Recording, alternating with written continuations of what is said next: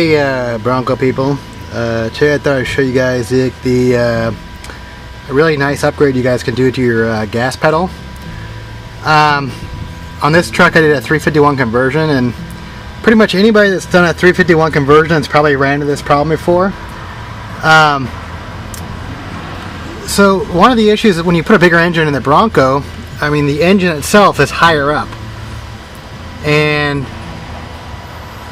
I would say, I mean, this car's had a 1-inch body lift too, but I mean, every single 351 conversion I've ever seen has interfered with the that lever style bracket that the early Bronco comes up with, you know. So it's plus I actually have extra tall covers on this thing, but I'm not sure if you can see that, but that little metal bar right there is off a an early 1960s big block Ford F250, F350. Yeah, the other day I was at the junkyard and I saw this thing. I was like, awesome. But let me get a different view from this thing real quick. And so, normally stock, I actually welded a piece of metal over this to cover up the old wiring holes and the whole place where the actual original pedal came through. But normally the original pedal would have come through like right here, right behind the valve cover. And yeah, I had tried those cables, but I hate the cables, man. They're always sticking and binding. But this is actually one solid piece of metal that goes all the way through down to the pedal. It's just a big piece of metal floor, metal lever,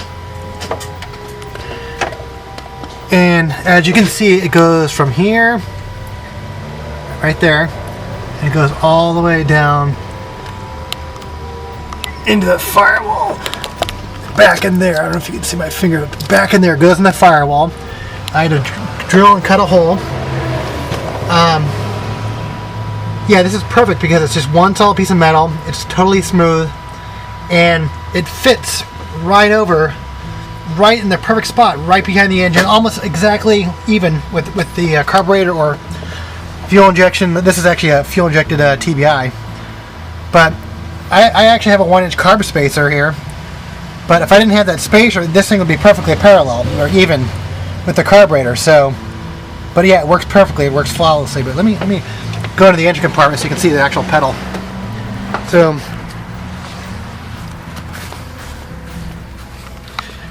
okay, I don't know if you can see this. My flashlight in here too. So.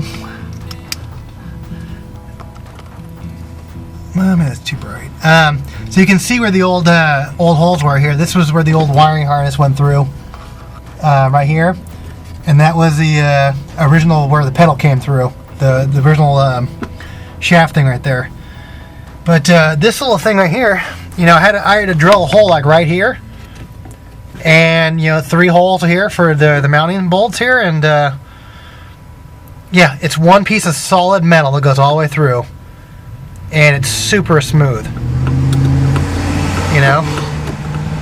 No more of that lever setup, like the whole kind of like it's kind of the stock setup is kind of a trippy setup. I mean, with the whole lever linkage system. But let me go back further, and